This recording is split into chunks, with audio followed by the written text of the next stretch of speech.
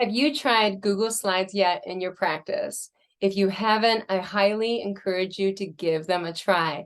And today, I'm going to share with you 3 ways I use Google Slides in my practice, and I want you to give at least one of these ways a try in your own practice. Because what I've found is that Google Slides really has improved the children's attention, the children's engagement, and the children's participation in the learning experience. I'm going to share with you today how I use Google Slides in the classroom environment, how I use the Google Slides in therapy, and how I use Google Slides for home practice. Let's talk about the classroom environment. I'm going to give you an example as if the theme of the week is the letter F, the F sound, and let's suppose we're doing some farm animal activities. First, the children are doing an observational learning activity in which the children are sitting and paying attention and taking turns to participate. Now that takes a lot of cognitive load. That takes a lot of the child's attentional resources to pay attention and to remain self-regulated and to take turns and to sit quietly within a group. That's not easy. And the sitting quietly part is not expected by me or not even really encouraged. But they are having to sit and remain regulated at the preschool level. Suppose that I have a barn, and inside that barn is covered, there's different animals, and each of the children are going to get an animal from the barn. I can give them lots of different clues about the animal. I can show a little bit of the animal. If the child has language processing issues, the child can even see the animal before telling me what the animal is. I can differentially provide different clues that challenge each of the children within the group. And then they each get to hold on to their animal. So they've been sitting and attending for about 10 minutes now. And at this point, they definitely need a break. The research indicates with preschool age children, about every 6 minutes, you're going to want to have the children move to get an optimal level of learning and attention. Let's think about the quality. If you want quality, you want movement. The next thing we're going to do is we're all going to stand up, and I'm going to put my Google Slides on the smartboard. What happens with the smartboard is you have shared attention because you have a big visual of the board to get the whole group together on the learning experience. But also, I dictate the pace. The pace is extremely important. And that's because our children, many of them, have language processing issues and attentional challenges. I need to give these children the gift of time to attend to the activity. I need to give them the gift of time to perceive what's going on. I need to give them the gift of time to process the language and process the information they're receiving. I need to give them the gift of time to join in and participating. That's what the Google Slides allows me to do. So we can be singing the song of Old MacDonald on a farm, and on that farm he had a, and what we could be doing is we can be dancing for the Old MacDonald had a farm, and it's not revealed, it's hidden in the grass what the animal is. And we can say, well, this animal is really, really shy. And the animal's not going to come out unless we pretend that we're this animal. So let's figure out what this animal is.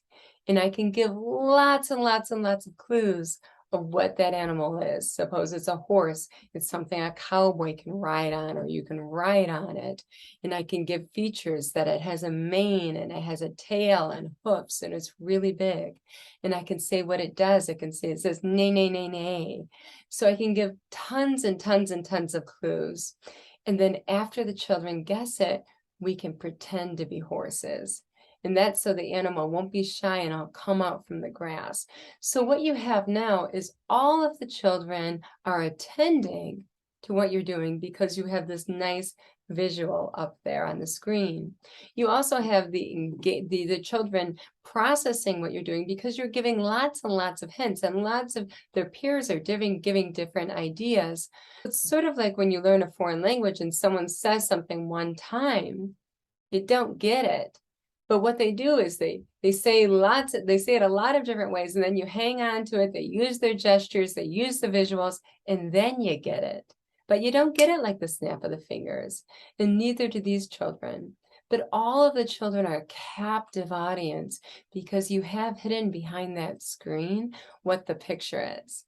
So all of the children now are pretending to be horses. And then I can show them the picture of the horse.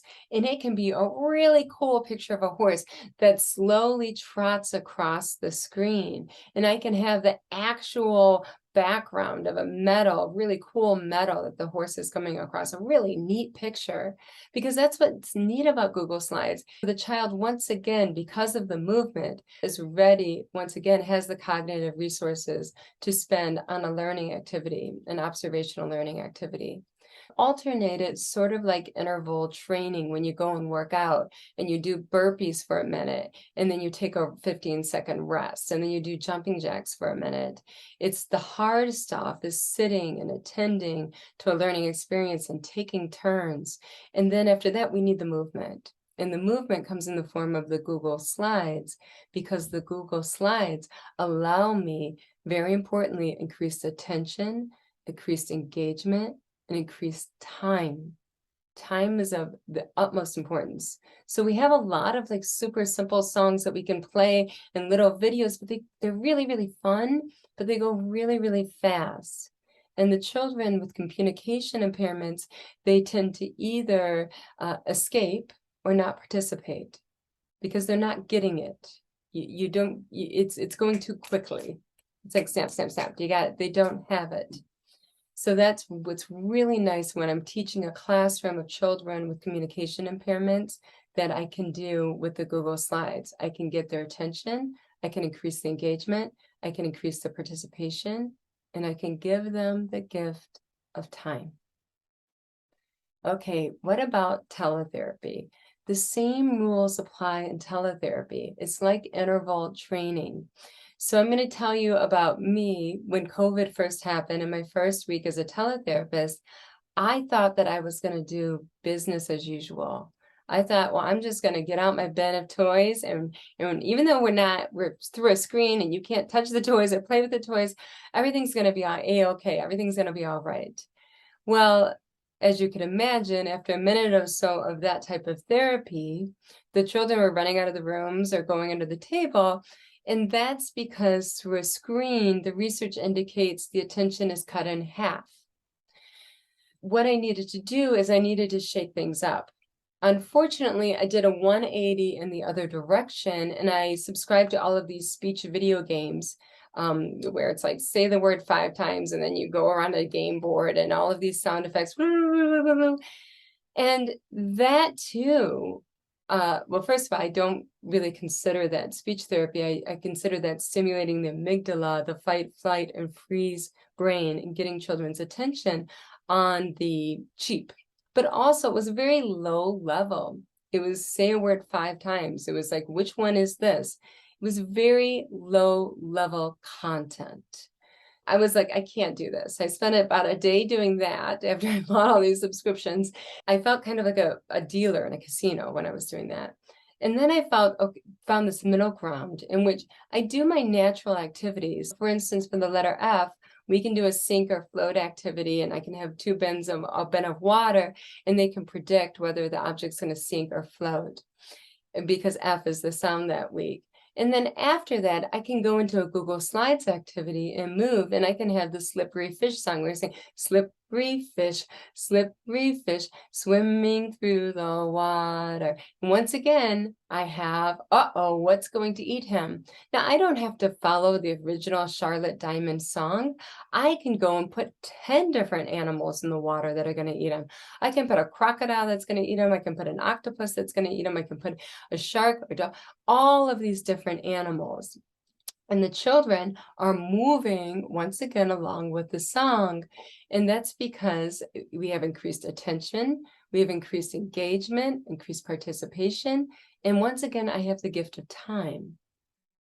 So that is how Google Slides, once again, I use it for movement because it's a really highly rewarding, fun activity, but I can also use it for increased engagement, participation, and time, because I'm in control over How many clues am I going to give you for this? How much information am I going to, how much support am I going to give you? How much scaffolding am I going to give you? And also, how fun can I make this? And before I reveal it, I can make sure that these children are participating. For me at the preschool level, my goal with the students is not that they're getting things right or wrong. That is really secondary. What's most important is that they're learning how to be a learner and that they're learning to be active participator in the learning experience and that they're enjoying it. With this phase, it's really about emergent learning. I want to create lifelong learners that love learning and that are actively participating. That's what I really care about at this stage. Another thing that is really great with teletherapy is when you're using Google Slides, you have the World Wide Web at your fingertips. So a lot of the children I work with, many of them have autism spectrum disorder. And what I'm able to do with that is I'm able to capitalize on what they love. I'm able to make Thomas the Train and all of his friend games. I'm able to make dinosaurs. I'm able to make games with Legos. Whatever they love, superheroes. I'm able to take the best of the best pictures and create some really cool, engaging games. And we know for children with autism and children with ADD that when you use what they love and incorporate what they love, they acquire the information more quickly, and they're also retrieve the information more quickly, and it's more resistant to regression. That is some powerful stuff, and it's very easy on Google Slides to take what they love and incorporate it into the learning experience. So let's talk about the third way I use Google Slides, and this way has been the best for me, and that has been through home practice. I will tell you exactly what I do. So the letter of the week is the F sound, and I create slide decks every week, and there's about 8 to 10 different activities, and they're all very educationally rich and very engaging for the child. I email that Google Drive link, that link to the parent, and I write a couple of paragraphs about what we're working on this week, and this is the theme of the week, and this is the sound of the week. And I ask that the parents pick 1 or 2 activities that they think that their child would enjoy to do with their child. This is a way I can create a home to school connection, even though I'm probably not going to see the parent because over 90% of the households are dual income. So there's that connection in which we're all working on the same content, the same ideas, and that makes the learning experience more meaningful. So that is how I do the home practice. Now, think about these Google Slides that the child's doing with the parent is kind of like an enhanced storybook. The parent is turning the page by pressing the right arrow or swiping to the side to reveal what's next. And once again, the parent has what we have when we use Google Slides. The parent has increased attention, the parent has increased engagement, participation, and the gift of time. They can differentially provide as much support and scaffolding to their child. That is how I use it in home practice. What we talked about today is how Google Slides has up-leveled my practice in the classroom, how it's up-leveled my practice in teletherapy, how it's up-leveled my practice for home-to-school connection.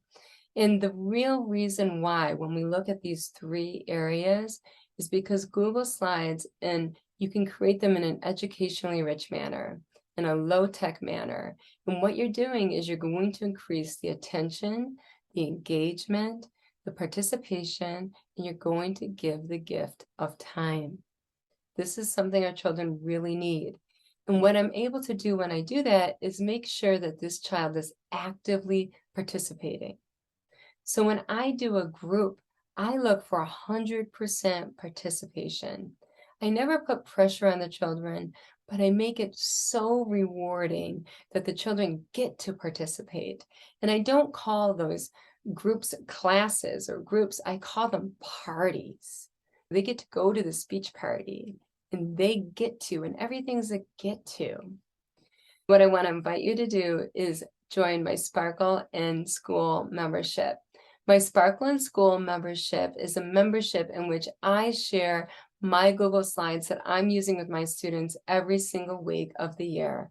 I also share with you, ready for use, just print them out and put them to use, educationally rich therapy activities that match those Google Slides. In addition, I share a short tutorial of ideas of how you can use this therapy in different ways in your practice. And lastly, I share a template that you can share with parents to email the Google Slides with parents for school to home practice. I call this group the SIS group, SIS. That is the Sparkle and School Membership Group. If you are interested, it is only $9.99 a month. And that's because I'm doing this because I want to help as many people as possible. It is only $9.99 a month, and you can cancel anytime. So if you give it a try and you're like, this is not my jam, you can just simply cancel. But I want you to give it a try. I want you to give Google Slides a try. And what I think you're going to find is that it's going to enhance the therapy experience. It doesn't take away from the person-to-person interaction. The person-to-person interaction is always forefront. But the Google Slides is going to add is it's going to add increased attention, engagement, participation, and the gift of time. I want you to take all of this information, roll up your sleeves, and make the world a better place, one person at a time. And make sure to check out my Sparkle and School membership at kellyvess.com. That's www.kellyvess.com. I am beginning to share the lessons, and I don't want you to miss one single week.